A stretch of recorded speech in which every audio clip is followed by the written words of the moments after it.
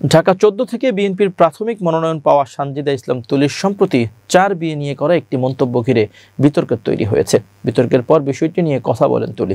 তিনি বলেন, আমি সম্ভ্রান্ত মুসলিম পরিবারের সন্তান এবং ইসলামী মূল্যবোধে বিশ্বাসী। নিজের ফেসবুকে দেওয়া পোস্টে তিনি আরও বলেন, আজ নারীর অধিকার নিয়ে বলতে গিয়ে আমি ৪ বিয়ের ব্যাপারে ইসলামের বিধানের বিরুদ্ধে কিছু বলিনি। তিনি বলেন, কোরআন ও সুন্নাহতে একাধিক বিয়ের অনুমতি আছে, তবে শর্ত হলো ন্যায় বিচার। তুলি আরও বলেন, ইসলামে একজন পুরুষ সর্বোচ্চ ৪টি বিয়ে করতে পারে, তবে কঠোর শর্ত হলো প্রতিটি স্ত্রীকে সময়, অর্থ, অধিকার ও মর্যাদায় পূর্ণ সমান ন্যায় বিচার করতে হবে। কোরআন স্পষ্ট নির্দেশ দেয়, যদি ন্যায় বিচার করা সম্ভব না হয় তবে একটিতে সীমাবদ্ধ থাকো।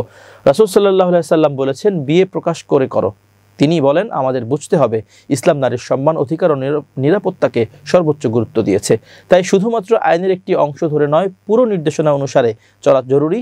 সমাজের দায়িত্ব হলো নারীর সকল অধিকার নিশ্চিত করা এবং তাদের প্রতি সম্মান বজায় রাখা। তাই আমাদের বক্তব্য ছিল শুধু এই, আমাদের বোনদের ধোঁকা দিয়ে লুকিয়ে বিয়ে করা, তাদের হক থেকে বঞ্চিত করা এবং প্রতারণা করা ইসলামের শিক্ষা নয়। ইসলাম ন্যায়, স্বচ্ছতা ও আমানতের উপর জোর দেয়, প্রতারণার উপর নয়। দুঃখ প্রকাশ করে তুলি বলেন, দয়া করে আমার বক্তব্যকে ভুলভাবে বা ভিন্ন ব্যাখ্যায় উপস্থাপন করবেন না। আমি সম্ভ্রান্ত মুসলিম পরিবারের সন্তান এবং ইসলামী মূল্যবোধে বিশ্বাসী। কেউ ধর্মীয় বোধে আঘাত পেলে আমি আন্তরিকভাবে অনুতপ্ত।